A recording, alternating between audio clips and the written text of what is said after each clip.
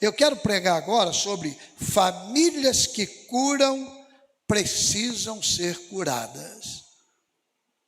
Quero pregar. Eu ia pregar, eu antecipei só para explicar, porque no domingo passado eu antecipei que eu ia pregar hoje sobre Cântico dos Cânticos. Aí durante a semana eu estava refletindo. Então, Cântico dos Cânticos vai ficar para domingo que vem à noite, se Deus quiser, no fechamento do mês do lar. E você pode ler durante a semana o livro de Cânticos. Cântico dos Cânticos ou Cantares de Salomão, está lá logo depois de Eclesiastes. E aí eu vou pregar hoje na carta de Tiago, Epístola de Tiago. Então você pode abrir a Bíblia, acessar o seu aplicativo. Eu vou dar uma passeada nesta carta sobre este tema: famílias que curam precisam ser curadas. A carta de Tiago, segundo vários estudiosos, é uma das cartas, um dos textos mais atuais e necessários para a igreja contemporânea. Tiago, para muitos, é comparado ao Sermão do Monte. Tem princípios práticos, trata de temas da vida cristã de maneira muito incisiva, muito direta, muito assertiva. Tipo assim, não tem lero-lero com Tiago. Ele vai lá e, não é? Como diz o ditado popular, ele mata a cobra e mostra o pau, né, Frank? Não é da roça esse ditado, né? Aliás, o pastor Gleb, o senhor pegou sobre as cobras, né? Que mordem de manhã. Então, Tiago é assim, ele é considerado esse escritor. Tiago está preocupado com a prática e não com a teoria. Sabe que na vida tem muita gente, tem muita teoria. A pessoa sabe de tudo. Tudo ela sabe. Você vai ver na prática, não realiza nada, não faz nada e nada funciona. Não estou aqui, de certa forma, menosprezando e desprezando e criticando. Eu estou apenas mostrando o fenômeno. E é bom a gente sempre avaliar. Será que eu sou muito teórico e não sou prático no dia a dia? Como é que é? A teoria é importante, sem dúvida alguma. É a partir da teoria que a gente coloca em prática algum ensino. Mas a gente precisa ter em mente. E Tiago vai lá na cabeça do prego, como diz também outro ditado. A leitura desse livro nos desafia a fazer um balanço da vida, um diagnóstico da nossa experiência. É impossível colocar-se diante deste livro e sem ser confrontado, sem ser avaliado, se for feita uma leitura realmente assim dedicada, focada no que quer aprender a respeito deste livro. Tiago é o livro mais novo, ou texto, perdão, mais antigo, não novo, do Novo Testamento. Por exemplo, para muitos é o texto mais antigo. Não aparece a palavra eclesia no texto, que veio ser traduzida por igreja. Aparece a palavra sinagoga. Então, todos avaliam que ele é provavelmente o texto mais antigo. Tradicionalmente, atribui a Tiago, irmão de Jesus, o autor deste texto. Não é? Ele se converteu após a morte de Jesus e ele se tornou uma pessoa importante no que diz respeito à atuação no reino de Deus. Eu quero agora relacionar o texto de Tiago, não vai dar para relacionar todo o texto, mas aquilo que vou destacar originalmente escrito a cristãos que sofriam algum tipo de perseguição ou discriminação, ou sofriam com algumas situações problemáticas nas relações sociais, e eu quero aplicar à família de hoje, a nossa família. Então é isso que eu pretendo aqui agora. Precisamos responder a uma pergunta como família, não é? E eu quero sugeri-la agora a você. Como família, como ela se lançará de ser instrumento de cura se ela mesma está doente? Todas as famílias são doentes. Todas as famílias têm imperfeições. Aliás, ouvimos hoje isso de manhã. Todas as famílias. Não existe família perfeita. Então, como que ela vai fazer isso? É muito fácil. Afinal, todos estamos doentes. O médico que orienta o paciente para uma cura, para a cura de uma enfermidade, pode ficar doente da mesma enfermidade. E às vezes está doente. Então, pastor, é fácil.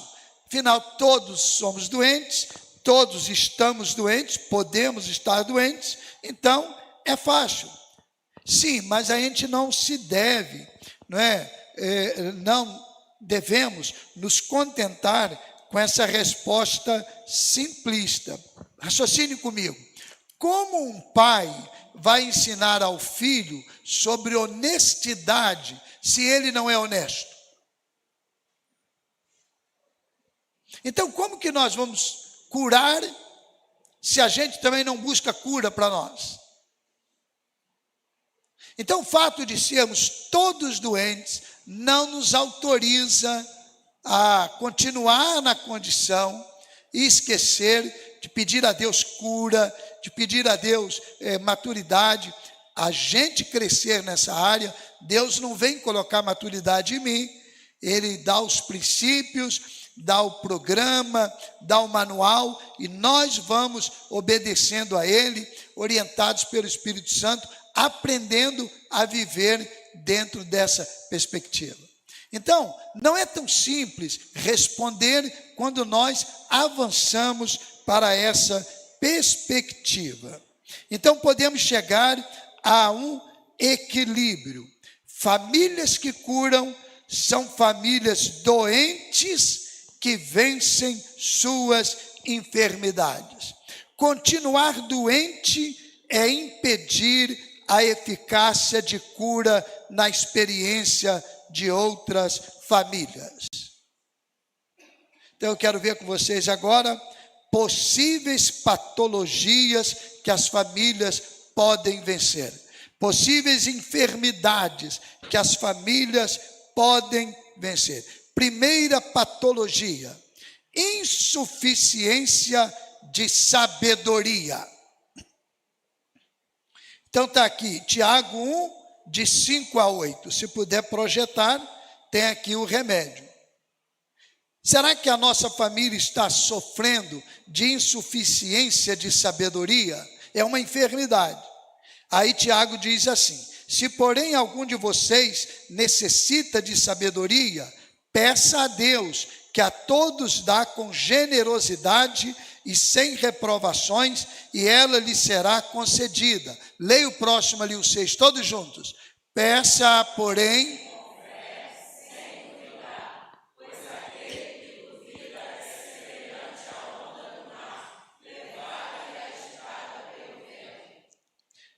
vamos para o próximo 7, que uma pessoa, ao 7 não está aí? Portanto, está lendo a NVI ali, perdão, vamos lá. Portanto,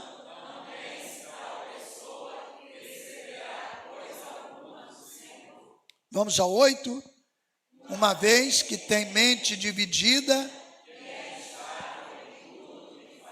Muito obrigado aí. Se puder, se não tiver muito problema aí, eu estou com a NAA aqui, mas pode ser NVI também, a gente vai aplicando sem problema nenhum, tá bom? Então veja bem, há uma patologia no meio da família.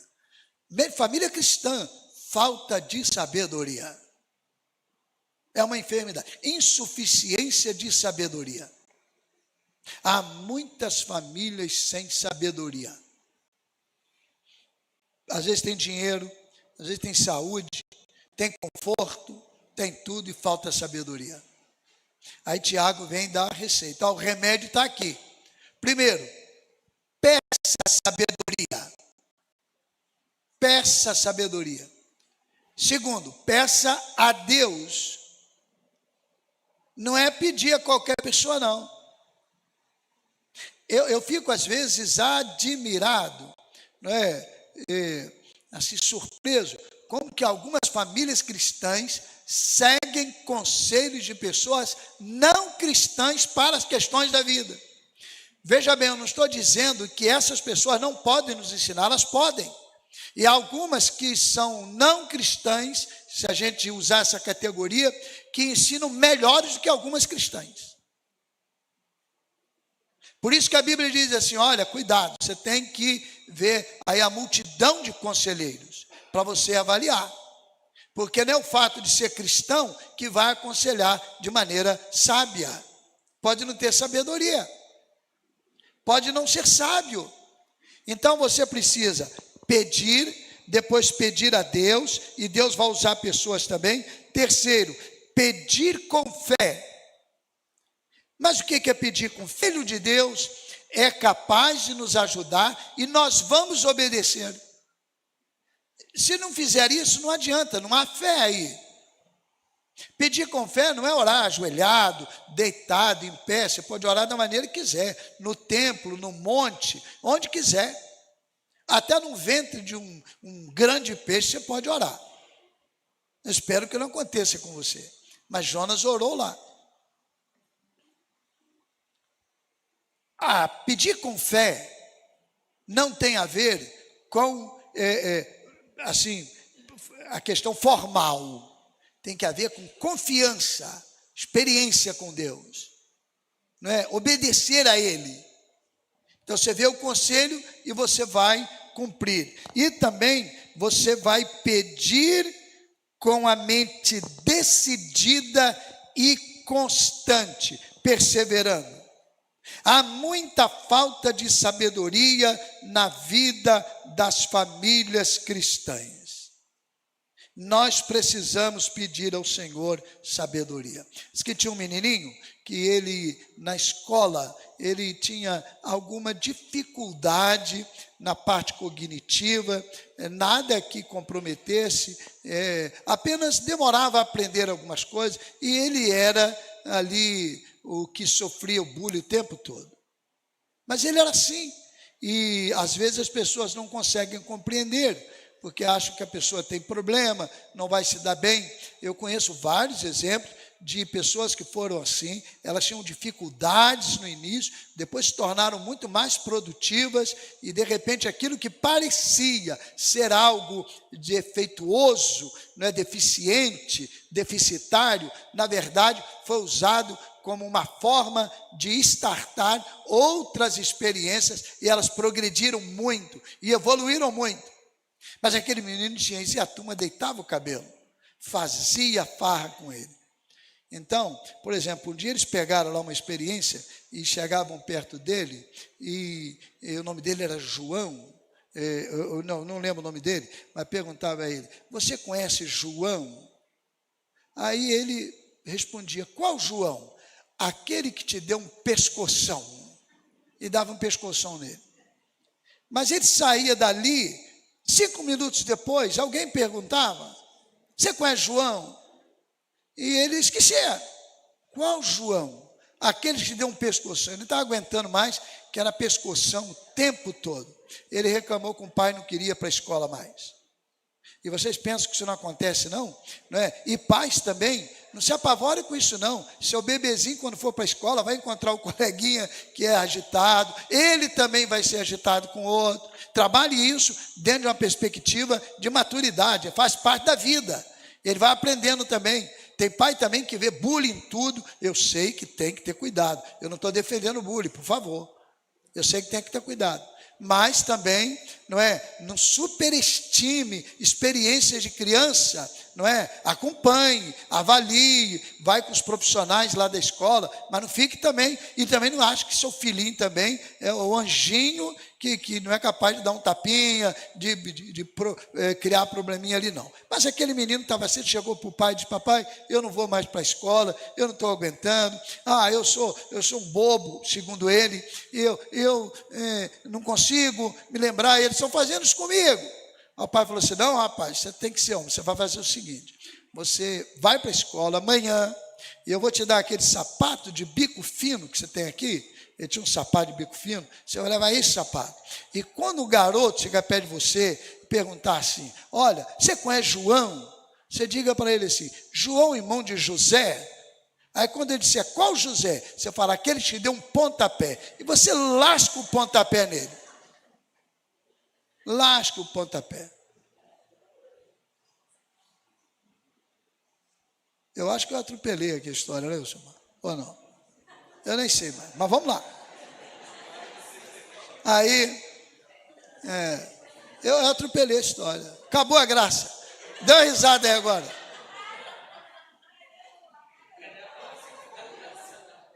Não atropelei nada. Por favor. Tá tudo bem, atropelei nada. Aí ele foi todo alegre. Ele treinou em casa, Frank. Ele treinou em casa. Treinou o tempo todo, né? O conselho do pai, não é? E ele falou: que conselho sábio. Aí ele foi para lá, chegou lá, tinha uma fila já esperando o garoto. Antes de bater o sinal para entrar, tinha uma fila. Aí veio o primeiro: você conhece? Aí quando ele ia falar, ele falou assim: não, quem vai perguntar hoje sou eu. Ele estava com aquilo na cabeça treinado. Não vai perguntar nada, você não sabe perguntar, você é um bobo. Aí, não, quem vai perguntar sou eu. Você conhece José? Aí o garoto falou assim: José, irmão de João? Ele: qual João? É assim a história. Eu não queimei nada, não. Levou outro pescoção. Não é para rir que eu contei essa história. É porque às vezes há conselhos tão ridículos quanto deste pai para aquele filho. Sabedoria do céu. E olha, quando há algum problema, a gente perde a capacidade de raciocínio. Quando há uma aflição no meio da família, uma luta, a gente perde a capacidade. É natural isso. Você não está doente, você não tem nada, mas é natural, você perde. Então você tem que tomar cuidado com o conselho. Não é o primeiro que vem, não é o primeiro que surge e você vai fazer, não, avalie.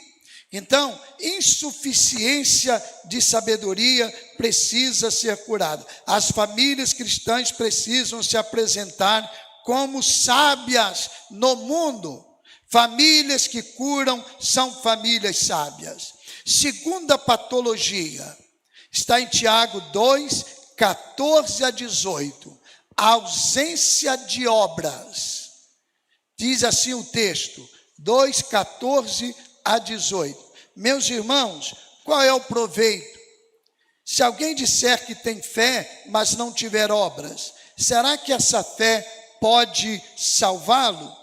Se um irmão ou irmã estiverem com falta de roupa e necessitando do alimento diário, e um de vocês lhe disser: vão em paz, tratem de se aquecer e de se alimentar bem, mas não lhes dão o necessário para o corpo, qual é o proveito disso?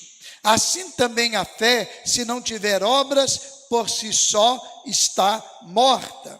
Mas alguém dirá: você tem fé? E eu tenho obras. Mostre-me essa sua fé sem as obras, e eu com as obras lhe mostrarei a minha fé. Tiago 2, 14 a 18. Uma segunda patologia que eu quero destacar nas famílias cristãs é a ausência de obras. Essa questão de obras em Tiago causou uma polêmica quando Lutero leu a carta. Quando ele parou para dar atenção à carta, ele ficou apavorado, chamou essa carta de palha e rasgou da sua Bíblia. A primeira reação. Por quê? Ele não entendeu que o que Tiago estava trabalhando não era as obras como meio para a salvação. Ele estava tão assim, ardendo com o ensino de Paulo, que as obras não salvam, apenas a fé em Cristo, mediante o sacrifício dele, que salva, que quando ele leu Tiago, ele falou assim: Tiago está defendendo boas obras, eu estou cheio de boas obras para a salvação. Depois, mais tarde, ele foi entender, Tiago não falava de boas obras para a salvação, Tiago falava de boas obras como consequência da salvação. É diferente. Quem salva é Cristo. Ao ser salvo, você vai praticar boas obras. Você vai fazer coisa boa, naturalmente. É por isso que o cristão não pode dizer assim: não, eu sou assim mesmo, eu sempre fui assim, eu nasci assim, vou viver assim o tempo todo e não tem jeito. Espera aí, a salvação não produziu obras diferentes? Tem alguma coisa errada. Você mentia, continua mentindo? Tem alguma coisa errada. Você era ignorante, continua ignorante? Ignorante no sentido de áspero, não é? Assim, não é no sentido de ignorar, que é correto. Você é uma pessoa que está errado. O evangelho vai produzir boas obras. E às vezes a gente se esquece disso. Um problema no meio evangélico protestante, se usarmos essa nomenclatura, é que para distanciar-se da teologia católica, a gente foi para o outro extremo. Então a gente desvalorizou as boas obras. E a gente não pratica as boas obras. Então, Tiago veio e falou assim: cadê a sua fé? E meus irmãos, as boas obras precisam estar presentes na nossa vida. Há famílias cristãs que não têm obras para apresentar. Não apresentam. Famílias que curam são pródigas em boas obras. Reflita comigo, se você morrer hoje, seus vizinhos vão sentir falta? Seus amigos vão sentir falta? Pelo menos por uma semana. Poxa vida, não é porque depois não dá mais, não é? Não, depois não dá. A vida é assim. Quando você morrer, meu amigo, choram ali, família depois vai chorar um tempo, mas a vida continua. Não é? A novela vai passar na mesma hora, a série vai continuar. Por isso que a gente tem que aproveitar e ter relacionamentos saudáveis e ser abençoador. Mas veja bem, será que vão sentir falta? Ou vão dizer assim: poxa vida, morreu, interessante, morreu, poxa, surpresa, só isso. Não, será que vão fazer como Dorcas lá, está no livro de Atos, ela morreu, não é? Aí Pedro foi lá, chegou lá, tinha uma opção de gente chorando, e dizendo: ela fazia coisas para nós, ela era tão boa, não é? Ela fazia para a gente as coisas aqui, as roupas, ela preparava as coisas para a gente, sentiu falta. Boas obras, praticar boas obras, não é praticar boas obras apenas para as pessoas que são amigas nossas, não, é para todo mundo, para quem estiver ao nosso alcance. Então é importante que essa patologia seja curada pela fé. Terceira patologia que eu quero destacar aqui também com vocês é a síndrome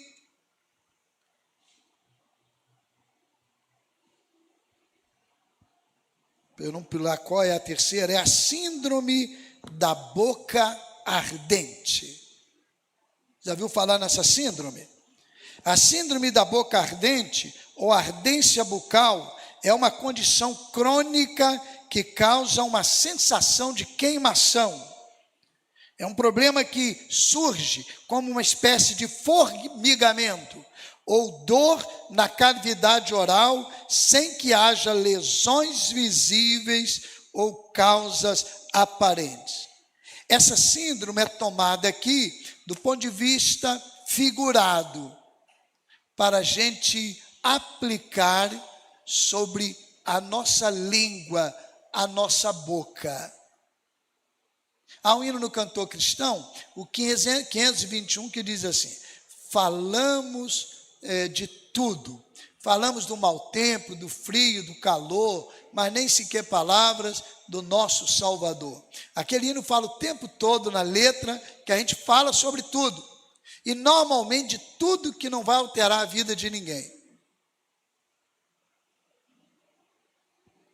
Você sabia que se você parar um dia e dizer assim, não é? Eu já fiz esse teste, não lembro se o dia inteiro. Você falar assim: eu não vou hoje ler nada nas redes sociais, eu não vou comentar nada, eu não vou assim, me relacionar em nada nessa área aqui durante o dia. Faça a experiência se você quiser. Logicamente, se você tiver alguma situação que exija esse relacionamento, você vai medir então, se for de trabalho, se for de alguma família, parente, né, na família que precisa dessa interação, aí é outra questão. Mas se você puder, sei lá, um dia de sábado, domingo, o dia que você tiver de folga, você diz: não vou fazer nada aqui, né? Porque ali é a boca falando através dos dedos. Então, você faça isso, no final do dia, vai lá e dá uma conferida. O sol deixou de brilhar se estava um dia quente porque você parou de fazer aquilo? Não. Os carros pararam de se movimentar? Não. O relógio parou de girar? Não. A vida continuou da mesma maneira. O que era aplicar com isso? Às vezes a gente perde tanto tempo com aquilo que não vai alterar a vida. E a boca, a língua, é um instrumento muito poderoso e perigoso. Então Tiago trabalha isso. Tiago capítulo 3, versos de 1 até o 12. Eu não vou ler talvez tudo aqui. Se puder projetar, auxilia muito bem. Obrigado aí. Conseguiram a NA. Olha só: meus irmãos, não sejam muitos de vocês mestres, sabendo que seremos julgados com mais rigor. Leia o 2.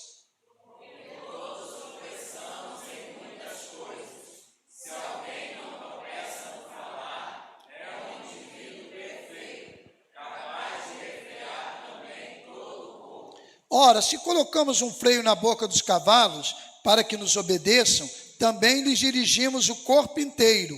Leia o outro.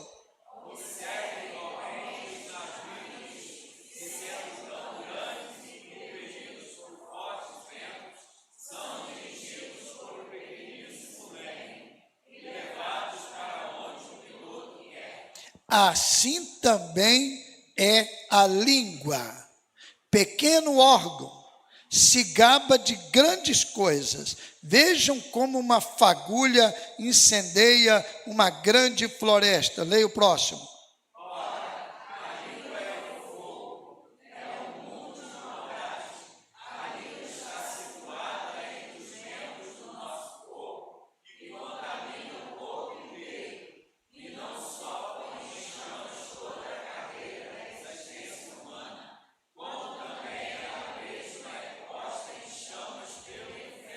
Pois toda espécie de animais, de aves, de répteis e de seres marinhos se doma e tem sido domada pelo gênero humano. Mas a língua ninguém é capaz de domar. É mal e contigo, cheio de veneno mortal. Agora preste atenção mais ainda. Com ela bendizemos o Senhor. Olha só. E Pai. Também com ela amaldiçoamos as pessoas criadas à semelhança de Deus. Olha, as pessoas criadas à semelhança de Deus não é só quem faz parte da sua igreja, não, da sua família, é todo mundo, tá certo?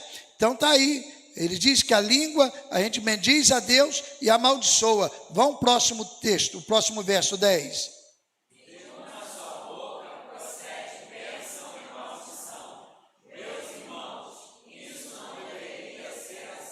Por acaso pode a fonte jorrar do mesmo lugar água doce e água amarga?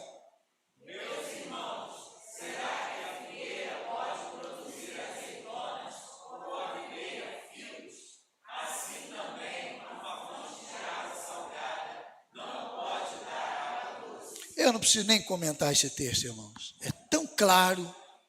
Já viram aqueles slides, né? As imagens que as pessoas colocam? Sem legenda, não é assim que fala? Como é que é? Não precisa de legenda, não tem isso? Não tem isso nas redes sociais? Já viu isso? Não precisa de legenda. Não precisa, irmão. Está aqui. Salmo 19,14 diz que as palavras da minha boca e a meditação do meu coração sejam todos em louvor a ti, ó Senhor, meu Deus, rocha minha e libertador meu. Famílias que curam usam a boca e a língua para glorificarem ao Senhor. Quarta patologia, desleixo com a saúde preventiva. Tiago 4, de 13 a 15, diz assim o 13: escutem agora vocês que dizem, hoje ou amanhã iremos para a cidade tal, e lá passaremos um ano, e faremos negócios, e teremos lucros. Leiam 14.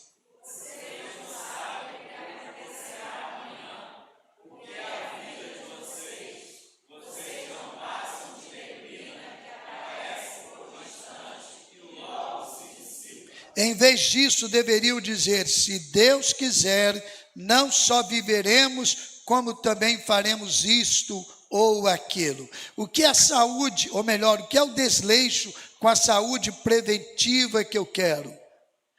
Tem muita gente trabalhando hoje para o amanhã, mas não se prevenindo hoje, não cuidando do dia de hoje. Isso serve para a saúde física, mas serve também para a nossa caminhada como família cristã.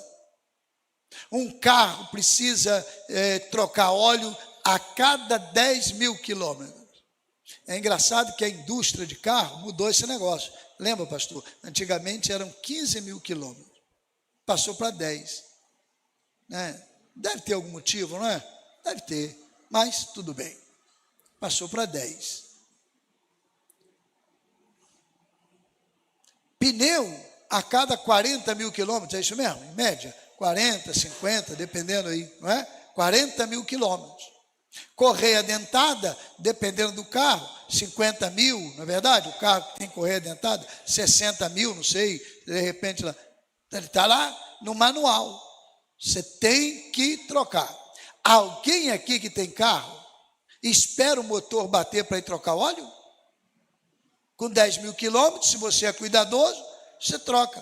Pode passar um pouquinho, tudo bem, mas você troca. Você espera a correia dentada arrebentar para você trocar?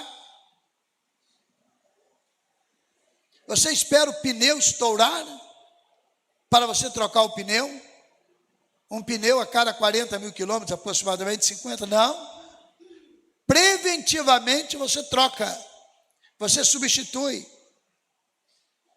O que acontece? Tem muita gente aí na vida, caminhada cristã, como família, que está pensando, amanhã eu vou fazer isso, amanhã eu vou fazer aquilo, amanhã eu vou... E amanhã, e amanhã, e amanhã, e hoje? Você nem sabe se vai viver amanhã.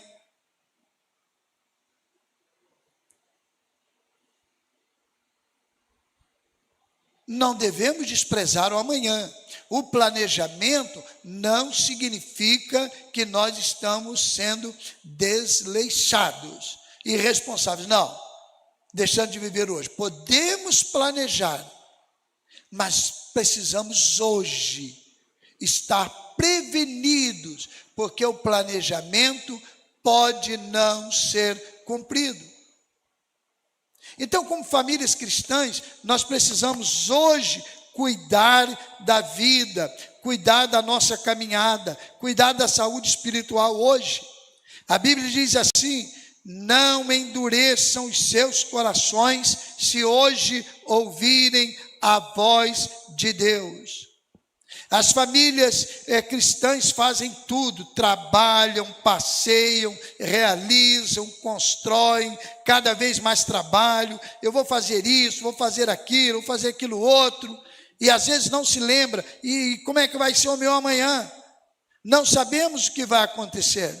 Então Tiago vem aqui, olha, confie em Deus, é se Deus permitir. Entregue para Deus, é se Deus der condição a você. Vivo hoje na dependência de Deus. E se Deus então permitir, você vai fazer isso, você vai fazer aquilo. Trabalhe a saúde preventiva da sua família. Pense no amanhã, mas não esqueça o hoje. A Bíblia diz também que nós devemos buscar em primeiro lugar o reino de Deus e a sua justiça, e todas as outras coisas serão acrescentadas. E quem busca o reino de Deus em primeiro lugar e a sua justiça, depois lá na frente vai dizer assim: eu cuidei das coisas de Deus, por isso que eu me dei mal agora. Não existe isso, porque a sabedoria do céu vai te dar condições de você cuidar de tudo para ter um futuro dentro da vontade de Deus. E aí esse texto de Mateus 6, 33 e 34, normalmente o 34 é esquecido, mas aí vem uma lição linda ali. Ele diz assim: basta cada dia o seu mal, o dia cuidará de si mesmo, cada dia cuidará de si mesmo, não é isso? Não se preocupe com o dia de amanhã, pois o amanhã trará os seus cuidados, basta cada dia o seu mal. Famílias que curam em primeiro lugar, buscam o reino de Deus e a sua justiça. Quinta patologia e a última, pode ficar tranquilo, vai acabar aqui a consulta. Hipotensão relacional. Hipotensão é também conhecido como pressão baixa. Hipo significa pequeno, baixo. O único hipo que é grande é hipopótamo, mas porque não é o prefixo. Hipo é baixo, hiper é grande e alta no caso. Então, hipotensão relacional. Uma pessoa, quando tem a pressão muito baixa, a pressão arterial baixa, ela pode ter alguns problemas: tontura, fraqueza, desmaios. Quando baixa talvez ali de 9 por 6, e não estou aqui também fazendo qualquer diagnóstico sobre saúde, não é sobre isso que eu estou falando. Eu respeito muito quem lida com a saúde e confio neles e nelas, e aí eu estou apenas fazendo essa alusão de maneira geral. Mas normalmente essa pressão baixa, abaixo de 9 por 6, pode causar em algumas pessoas esses reflexos. Aí eu quero aplicar aqui agora essa frieza, essa fraqueza, não frieza propriamente, mas essa fraqueza, essa pressão baixa nos relacionamentos. Hipotensão relacional. Tiago capítulo 5, a partir do verso 12, nós lemos uma orientação de Tiago. Vamos ler juntos ali todos? Acima de tudo,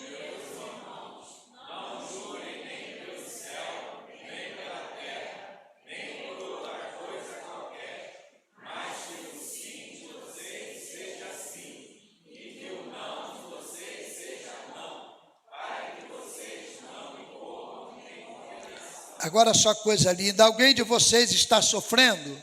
Faça oração. Alguém está alegre? Cante louvores. Vai o outro.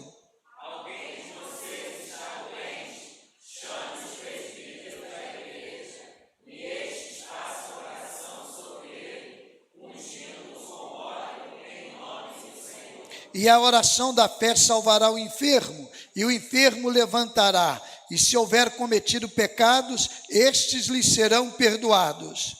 Portanto, confessem seus pecados uns aos outros e orem uns pelos outros, para que vocês sejam curados.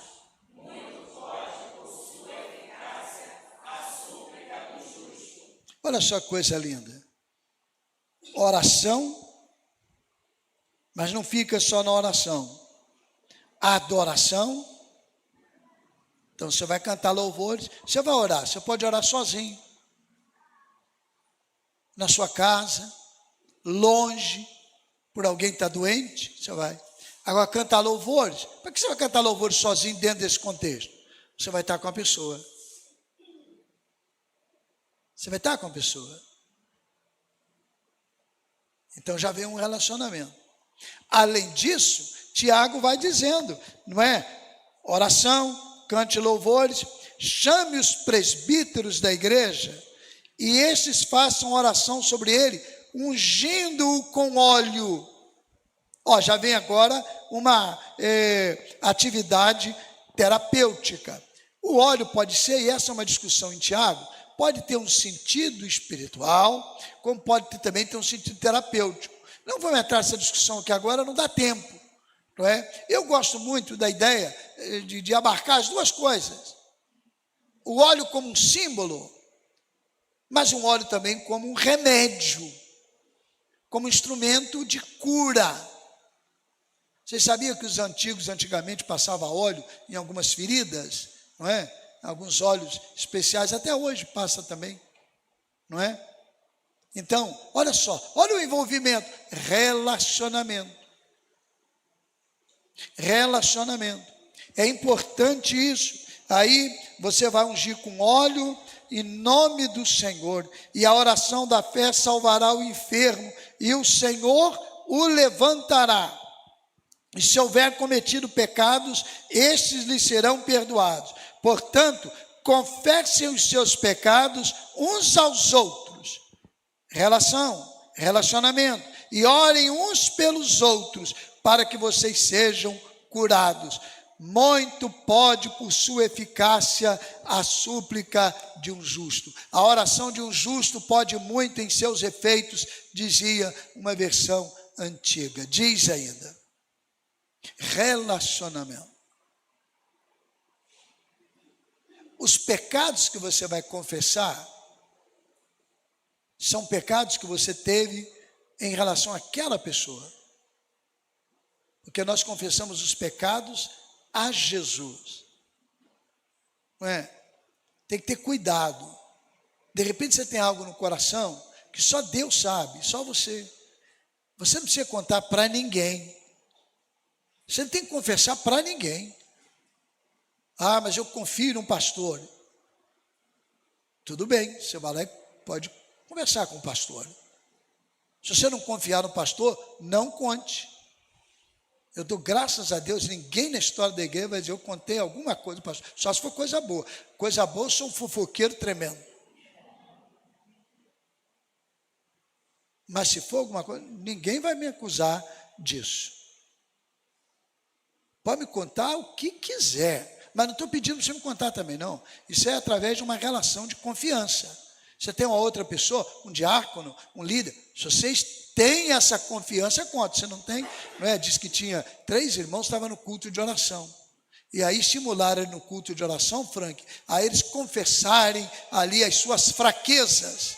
Não é? Cada um confessar a sua fraqueza. Façam aí trios, não é?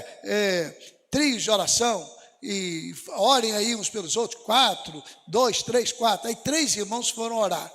Aí um virou e falou assim, olha, eu quero confessar aqui, eu tenho uma inclinação na área sexual, eu tenho que vencer isso, eu já me converti, eu não estou cometendo nenhum pecado, mas eu não consigo ver uma mulher e abrir o coração ali, falou, e ele não estava pecando com ninguém, mas ele tinha isso. Aí veio o outro e falou assim, olha, deixa eu falar uma coisa com vocês, eu luto com isso, mas eu sou um mal pagador tremendo, eu dou calote, eu não pago, e abriu o coração também, falou ali, eu quero vencer isso, mas eu não consigo, e não estou conseguindo, eu quero que Deus me cure desse mal.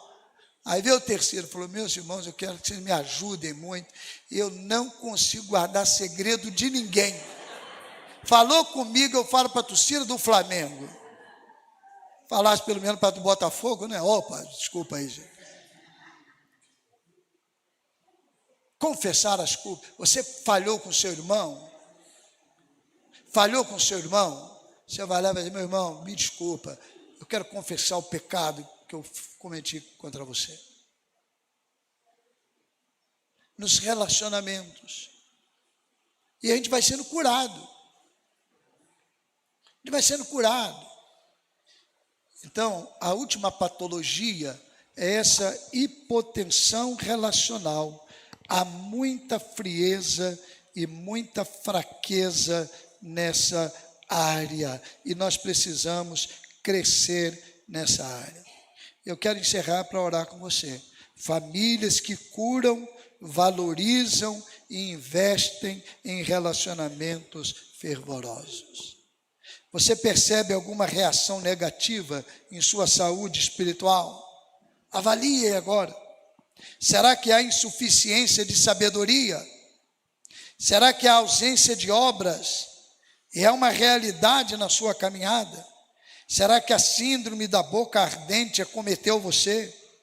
Há desleixo com a saúde preventiva? Você não está pensando no hoje? Não está pensando no amanhã, mas a partir de hoje numa relação com Deus íntima? Há frieza nos relacionamentos? Curve sua cabeça, fale com Deus um pouquinho. Diga para Deus, Deus me ajuda. Eu quero ser uma família com os problemas, com as lutas, mas que vai sendo curada. E sendo curada, eu vou também ser instrumento de cura na vida de outras pessoas. Eu quero, ó Deus, eu quero ser curado primeiro. Eu quero ser curado nessa área. De repente, alguma área que eu não trabalhei aqui, mas eu quero ser curado. Eu quero ser curado, Senhor. Eu quero ser transformado nessa área e eu quero que a minha vida seja instrumento de cura na vida de outras pessoas. Você está de cabeça curvada e está falando com Deus e eu creio que o Espírito está trabalhando no seu coração. Eu gostaria de saber quem aqui quer hoje dizer, eu quero que Deus atue na minha vida e cure a minha vida em alguma área. E eu quero que a minha vida seja instrumento de cura para outras pessoas. Onde você estiver, levante a mão, eu vou orar por você. E Deus abençoe, Deus abençoe. Estou vendo várias pessoas levantando a mão. Continue orando, falando com Deus. Mas faça isso, diga, Deus, eu quero ser curado. E eu quero ser bênção na vida de outras pessoas. Faça isso, na sua vida, na sua alma.